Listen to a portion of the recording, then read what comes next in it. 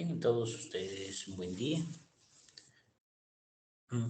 A raíz de las dificultades que tuvimos con la conexión, me estoy permitiendo grabar este video, que va a ser un resumen de la jornada 1 del curso de trastornos específicos del aprendizaje, el cual es organizado por la Unidad Educativa La Salle Trinidad, en coordinación con el Centro de Neuropsicología, ¿no? Un centro privado que se dedica a la atención justamente de estos trastornos en la ciudad de Cochabamba. Mi nombre es Christopher Ortiz y el día de hoy seré su facilitador. Permítame presentarme para que, tengan una referencia de quién les está brindando esta información. Soy magíster en neuropsicología clínica, tengo una maestría en desarrollo humano, he cursado un diplomado en trastornos del lenguaje, habla y comunicación, fonoaudiología, y también tengo un diplomado en psicología forense y soy psicólogo de formación. Actualmente me dedico a la atención en consulta privada de niños con trastornos del neurodesarrollo y de adultos mayores con trastornos neurodegenerativos y daño cerebral.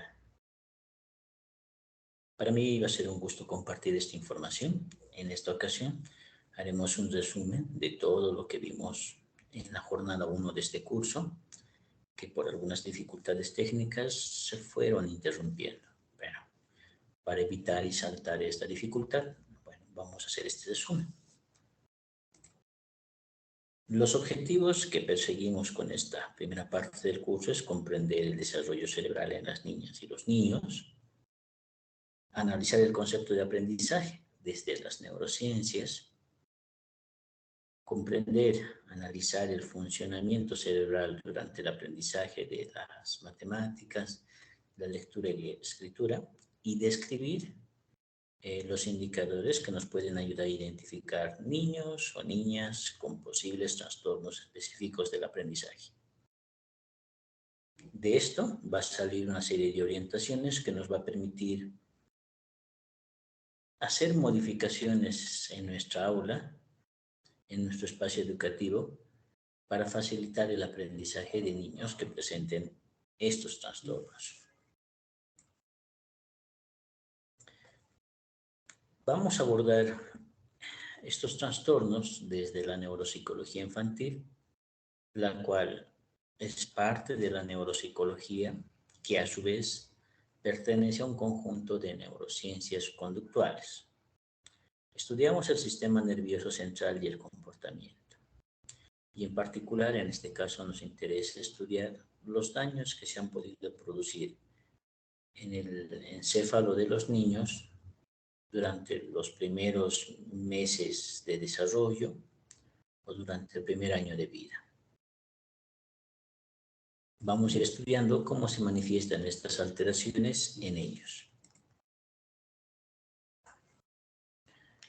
Los problemas que generalmente abordamos desde la neuropsicología infantil son aquellos que engloban a los trastornos del neurodesarrollo y otros que también son parte de estas dificultades.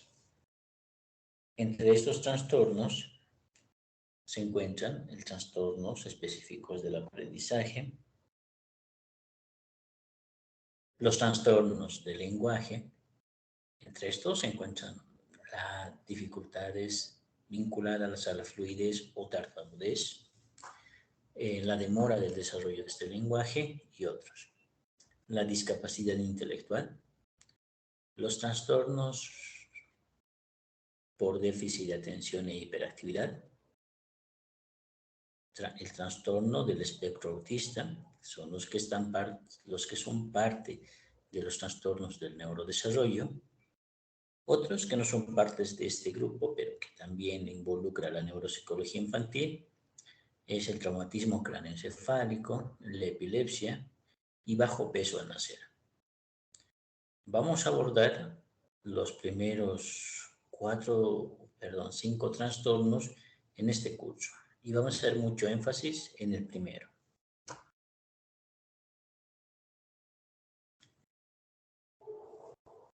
Vamos a comenzar mencionando que el desarrollo del sistema nervioso comienza desde la etapa de la gestación. Este periodo dura entre 37 y 42 semanas, un aproximado de 9 meses, en el cual se va desarrollando el niño en el vientre de la madre. Para cuando nazca, va a tener un tamaño aproximado de 50 centímetros. Esta etapa de la vida se divide en dos, una que llamamos embrionaria y una segunda que llamamos fetal. La primera abarca los 10 primeras semanas de vida y está a su vez compuesta por etapas en las cuales se van formando este ser humano. Y nos llama mucho la atención la última etapa que llamamos gástrula, en la que se va a formar el sistema nervioso central. Desde la 11ª semana hasta el final se va a llamar en una etapa fetal y va a continuar su desarrollo hasta cumplir el periodo de 9 meses.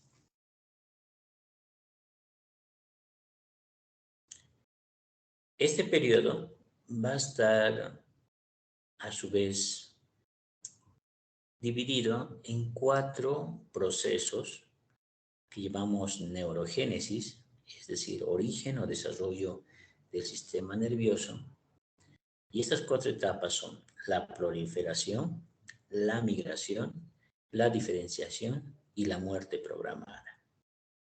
La primera, la proliferación, se refiere al incremento de la cantidad de células nerviosas en el embrión entre la 5ª semana hasta el 5º mes, creciendo o aumentando estas células en 500.000 veces por minuto. Es decir, cada minuto, nuevas 500.000 células nerviosas van a ir apareciendo. Si esta etapa ocurriera algún error, alguna falla, puede dar origen a 2 patologías, la microencefalia y la macroencefalia. La microencefalia se refiere a un menor tamaño del encéfalo, lo cual se puede ver a través de un niño que tiene una cabeza muy pequeña. Y bueno, el lado opuesto es la macrocefalia, que se refiere a un niño con una cabeza muy grande. En el primer caso, la cantidad de células nerviosas fue muy pequeña. Y en el segundo hubo una gran cantidad de células que produjo esta alteración.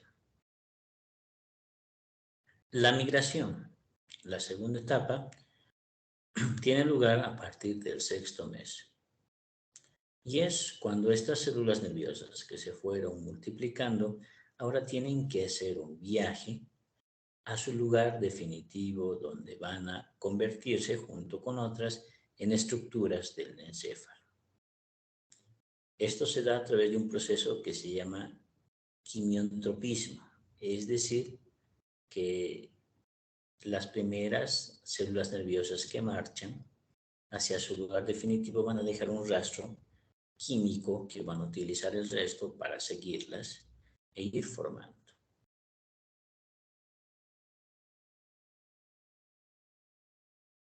Esto va a dar lugar a los neuroblastos, ¿no? ¿Sí? Estas nuevas células van a asumir este nuevo nombre con la migración. Si esta etapa del neurogénesis ocurre una falla, puede dar lugar a una gran cantidad de patologías, como es la agenesia del cuerpo calloso, una heteropatía, una lisencefalia o una esquizoencefalia. Todas ellas son alteraciones de la estructura o de la forma del encéfalo, que comprende el cerebro, las estructuras que están debajo de ellas, que llamamos estructuras subcorticales. Todas estas tienen una formación anormal, como en un momento más se les va a mostrar.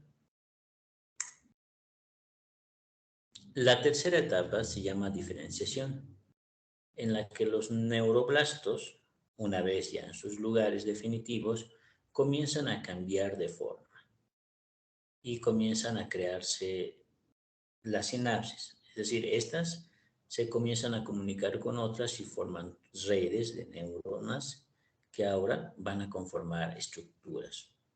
Algunas van a cambiar de forma mucho más grande, otras van a ser más pequeñas, de acuerdo a la función que les toca. Algunas van a formar la corteza cerebral, otras la médula espinal,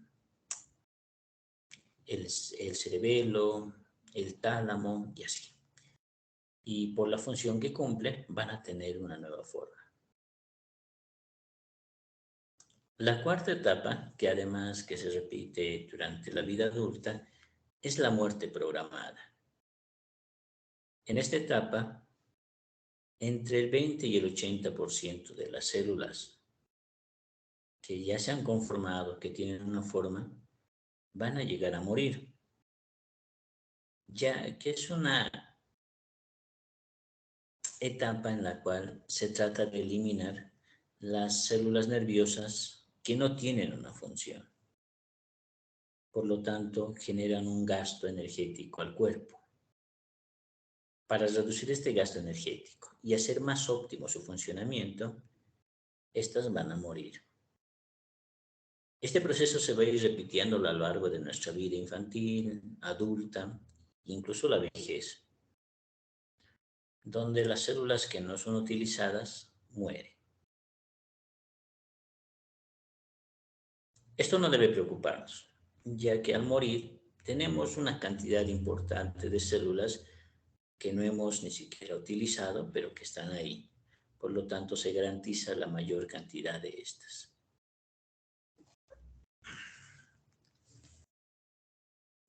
Cuando el niño nace, todavía sigue ocurriendo muchas modificaciones en el encéfalo.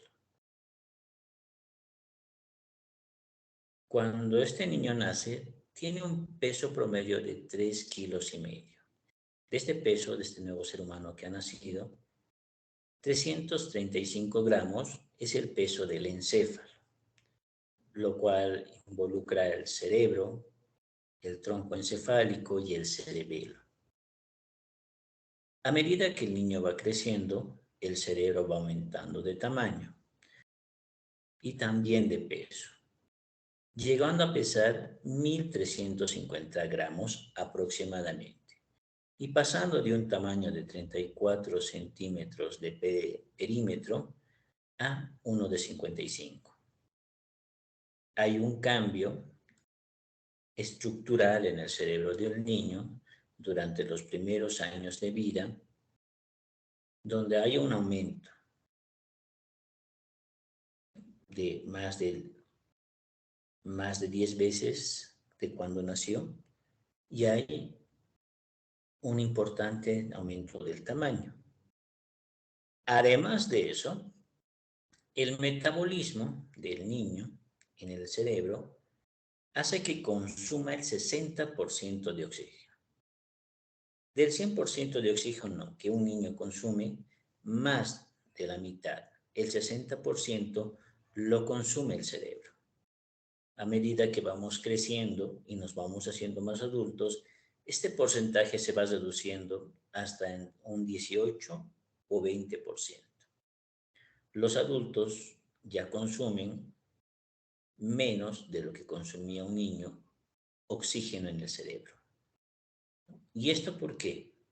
Porque un niño requiere un mayor abastecimiento energético, porque su cerebro aún se sigue modificando, aún está en desarrollo. Es así que el cerebro de un niño requiere al menos 800 mililitros de sangre por segundo para su funcionamiento. Este cambio de tamaño y peso y este requerimiento de abastecimiento energético comprendido entre el flujo sanguíneo y el consumo de oxígeno se da porque hay un aumento en diferentes procesos neuronales. El primero es la mielinización. los axones de las neuronas comienzan a mielinizarse.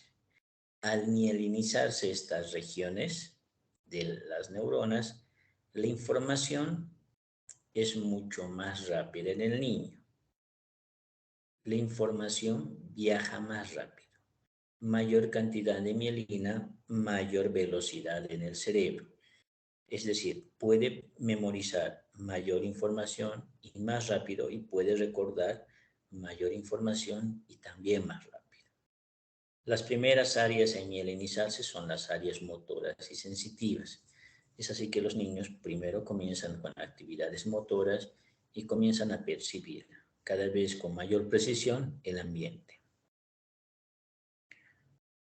La sinaptogénesis significa que las neuronas comienzan a hacer nuevas redes por donde van a pasar más información.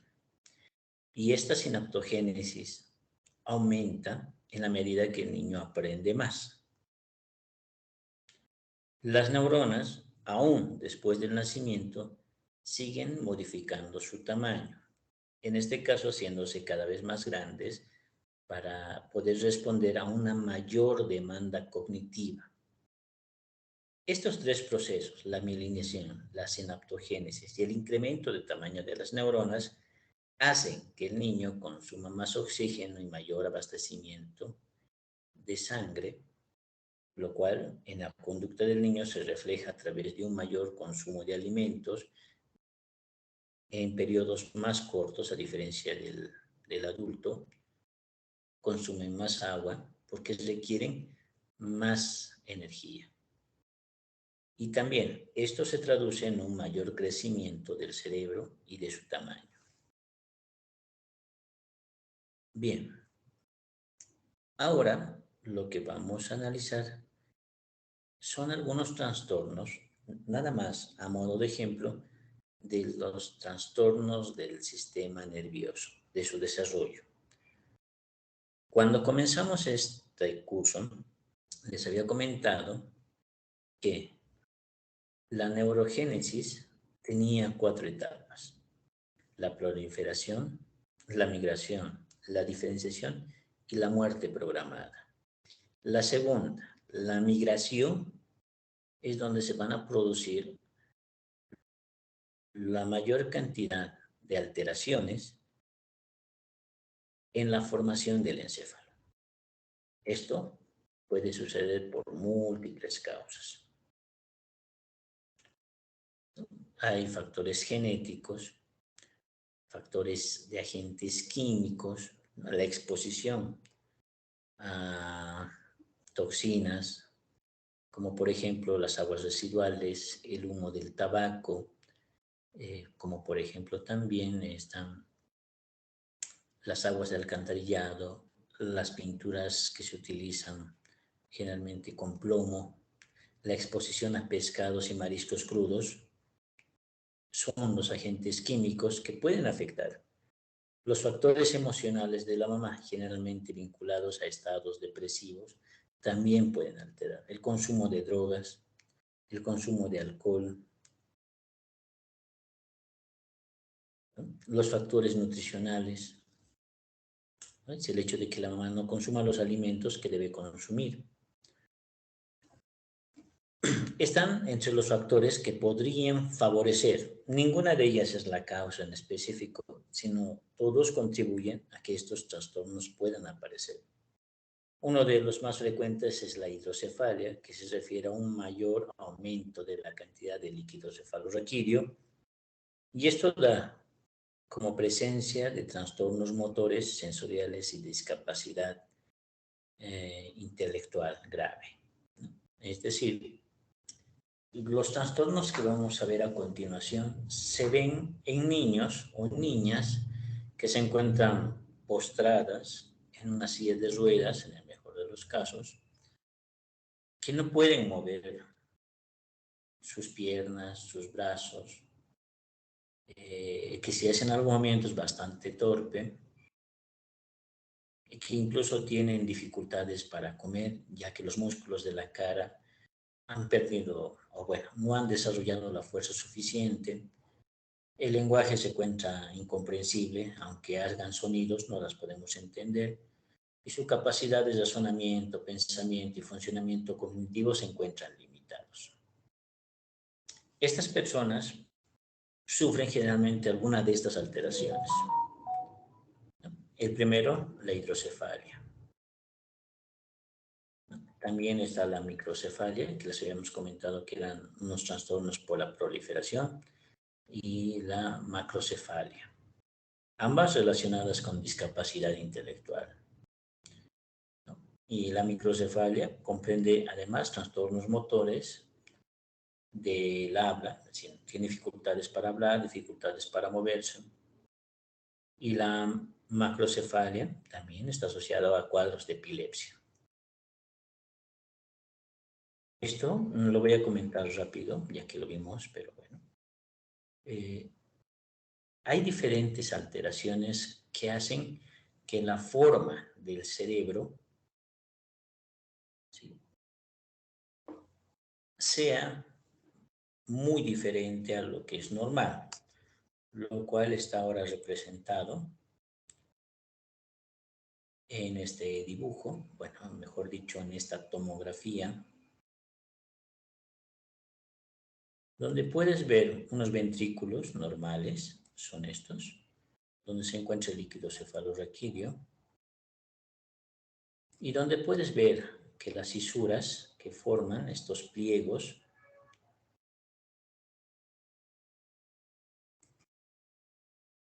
¿sí?, son relativamente uniformes. ¿Sí? No tiene muchas variaciones y solo tenemos fisuras profundas en algunas regiones, y la mayoría tiene una forma bastante regular. La cantidad es muy importante, ya que cada uno de estos pliegues tiene una función cognitiva que aloja. ¿Sí? Bueno, esta forma, que comúnmente la podemos ver en tomografías de niños normales, se ve alterada en otros, como en este caso la lisencefalia, donde estas arrugas, ¿no?, o circunvoluciones, como las llamamos, no se encuentra presente. Todo es totalmente liso. Y hay un aumento del tamaño de los ventrículos laterales. En este caso se presenta en los niños una discapacidad intelectual grave y además una hipotonía, es decir, dificultad para el tono muscular. Hay una disminución de este tono que nos permite caminar, andar, ¿no? Es como cuando perdemos las fuerzas de las piernas de repente y nos caemos. La porencefalia es otra, donde se puede ver que las circunvoluciones se han visto alteradas y hay un aumento muy significativo de los ventrículos. Esta a su vez está asociada con epilepsia, discapacidad intelectual y también motora. Aquí tenemos otros ejemplos, como la microgiria, donde hay un aumento y una forma irregular de las circunvoluciones y una alteración de la posición de los ventrículos, lo cual está asociado a una discapacidad intelectual, una hipotonía, una espasticidad y el aumento o la presencia de crisis epilépticas.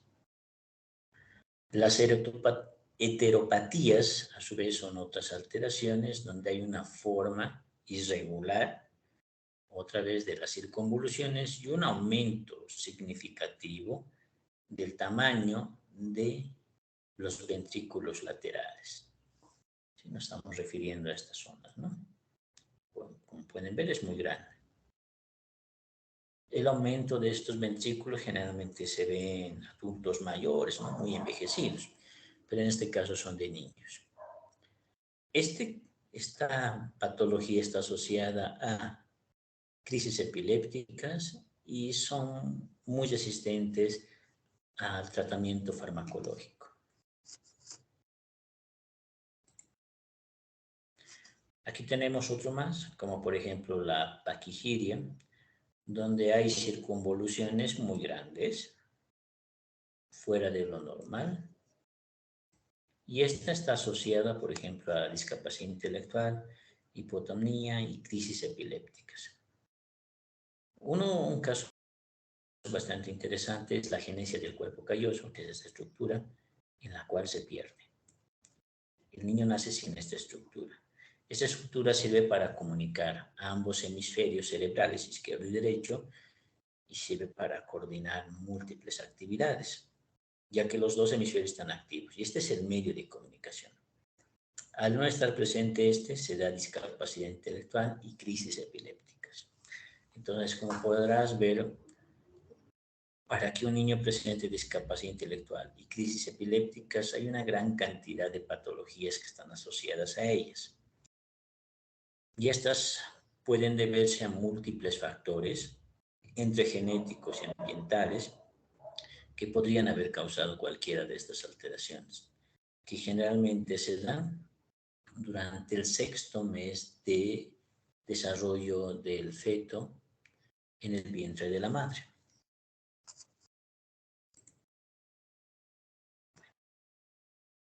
Esto es lo que discutimos en la primera jornada, primer día, quizás con un poco más de detalle, sobre lo que se estudia desde las neurociencias y el desarrollo cerebral en los niños. Vamos ahora a aplicar estos conocimientos, lo que estamos ahora viendo, a lo que es el aprendizaje.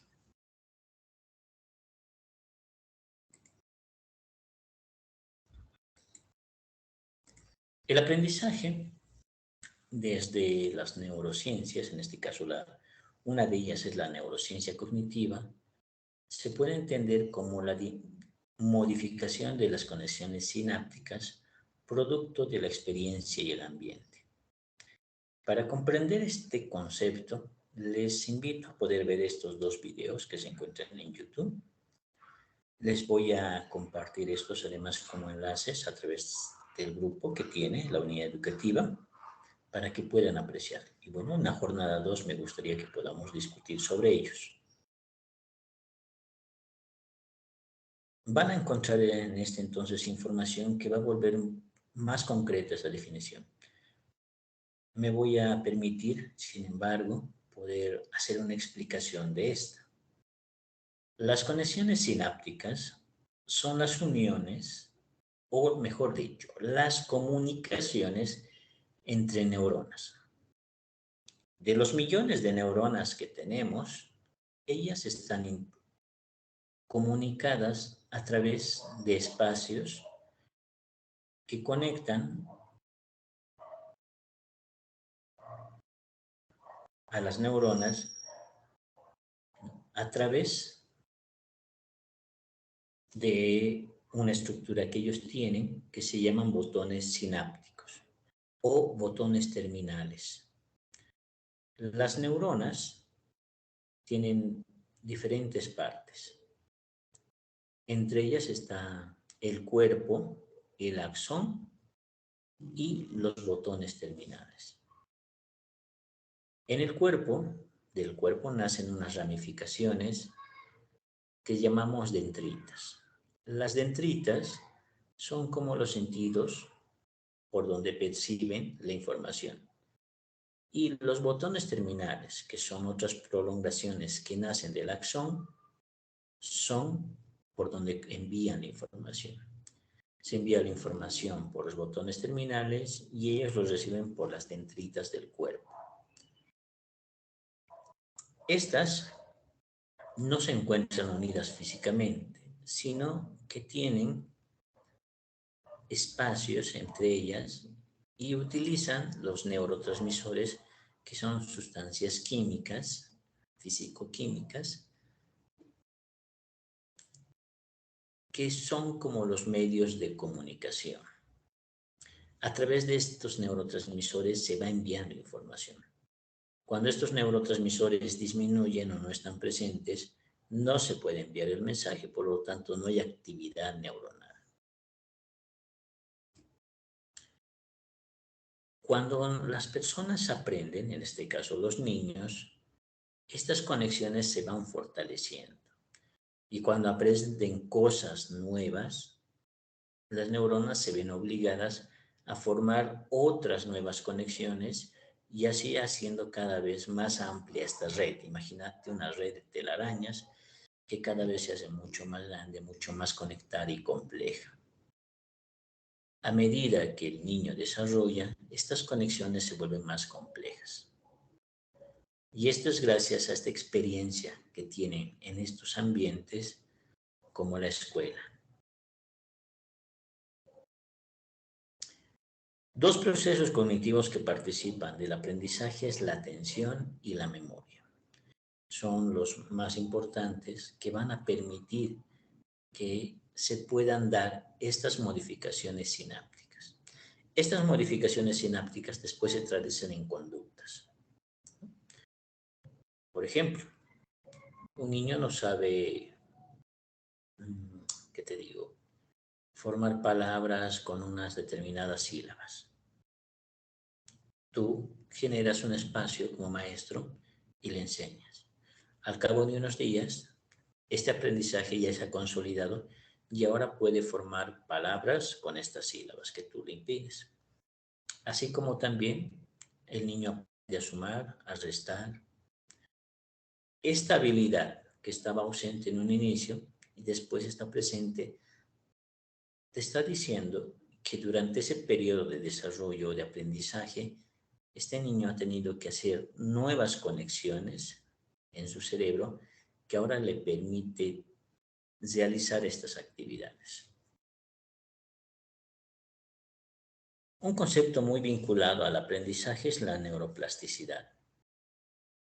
La neuroplasticidad o la plasticidad neuronal consiste en la capacidad de las diferentes redes neuronales que se han conformado gracias a la sinapsis para modificar, ¿no?, el funcionamiento cerebral.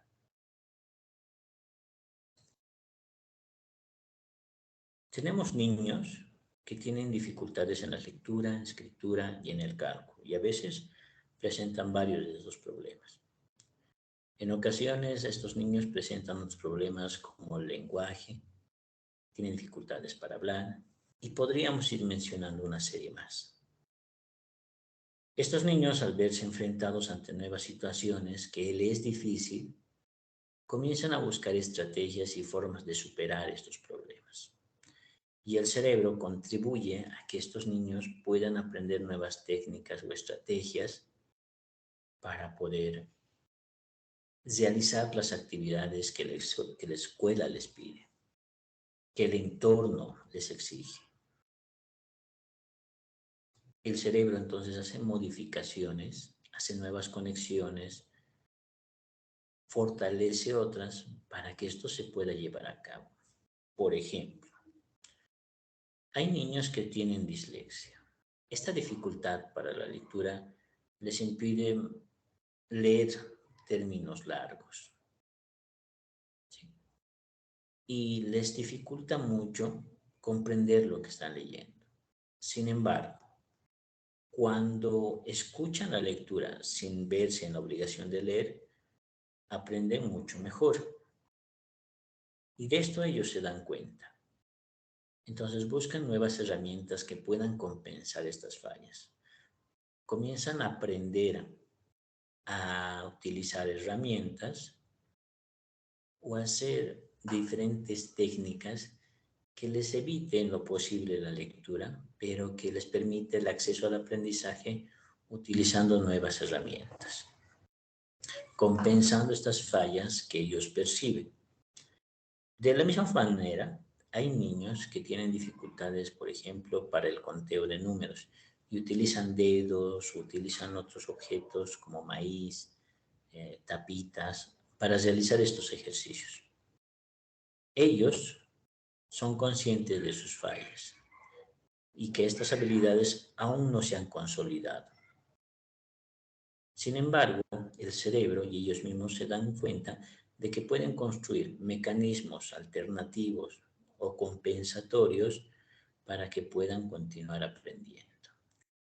Por lo que la neuroplasticidad te da la oportunidad de seguir aprendiendo a pesar de tus dificultades. Algunos factores que nos permiten mejorar el aprendizaje en los niños es la actividad física, que permite el desarrollo de neurotransmisores. Estas sustancias físico-químicas que se encuentran en los botones terminales de las neuronas que permiten la comunicación entre ellas. En este caso se ha encontrado bastante evidencia que nos anuncia que la actividad física ayuda a la producción de serotonina, noradrenalina y la dopamina, que también están muy vinculados a los estados de depresión o tristeza aguda. Y la actividad física mejora este estado de ánimo, pero además permite el aprendizaje de los niños.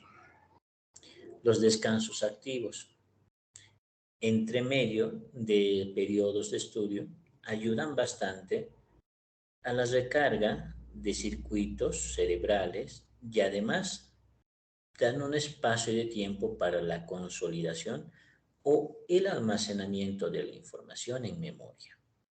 Es decir, después de un periodo de estudio, es muy recomendable que los niños y niñas puedan tener una actividad que les involucre realizar movimientos automáticos sin un esfuerzo cognitivo, como por ejemplo lavar,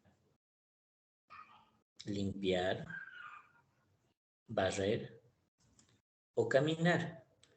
Todos estos actividades motoras sin que requiera resolver problemas o pensar mucho, y durante ese espacio de tiempo la memoria comienza a almacenar esta información.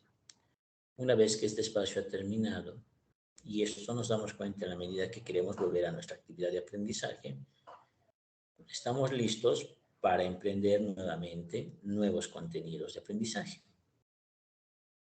La música, como un tercer elemento, ha favorecido mucho al desarrollo intelectual, al rendimiento académico y es muy útil para el desarrollo de la conciencia fonológica, es decir, para tener una habilidad que nos permite descomponer las palabras en unidades más pequeñas, como sílabas o fonemas. Una letra, un fonema. La unión de estos, sílabas. Y poder utilizar esto para después poder aprender la pronunciación de nuevas palabras. La conciencia fonológica es una de las principales alteraciones en trastornos específicos de la lectura y en trastornos del lenguaje, por lo que la música contribuye mucho al desarrollo de esta habilidad, al igual que de la decodificación de palabras. Uno de los aspectos más importantes en el aprendizaje es el sueño.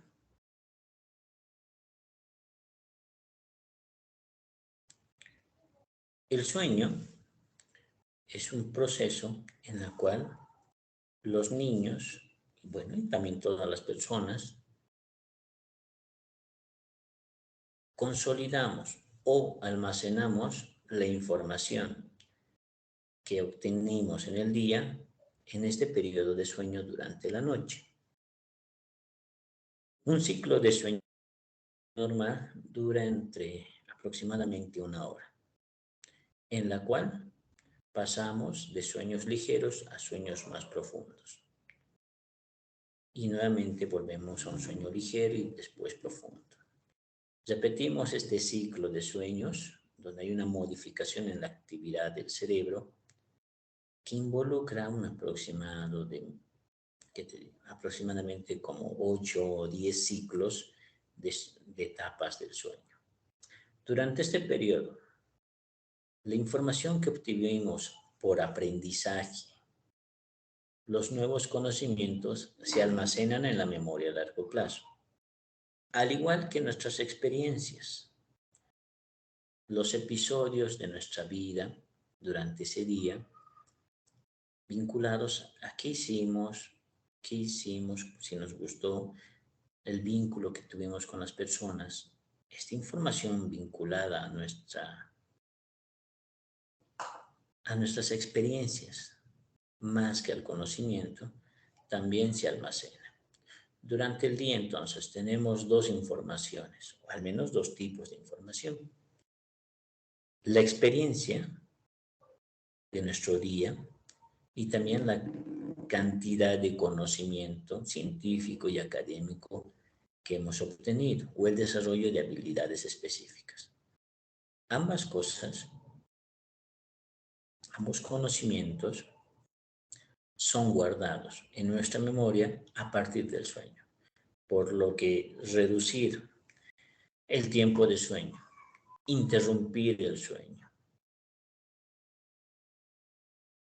afectan en el almacenamiento de esta información, que a largo plazo no la vamos a poder recuperar. Me gustaría proponerles esta actividad para el día 2 de nuestro curso y les invito a que podamos reflexionar sobre 3 preguntas que les voy a preguntar durante la clase, en base a lo que ya hemos comenzado a revisar. ¿Qué sucede en realidad en nuestro cerebro cuando aprendemos? Es la primera pregunta. Y para que puedas pensar en esto, te sugiero que puedas meditar sobre cómo funcionan las neuronas entre ellas, ¿no? Y que a partir de esto podrás encontrar la respuesta. La segunda tiene que ver que cómo contribuye la actividad física, la música y el sueño al aprendizaje. Y si tuvieras más información o dudas, podemos resolverlo en clases o puedes aportar con la información que has encontrado. Y la tercera pregunta, que está muy vinculada al aprendizaje, es: ¿qué entiendes por neuroplasticidad? Estas preguntas nos van a servir mucho para dar pie a nuestro segundo tema, que es el aprendizaje en aritmética, lectura y escritura. Este es el primer resumen de nuestra jornada y espero que les sirva como una introducción de lo que ya vimos durante una gran parte de la mañana.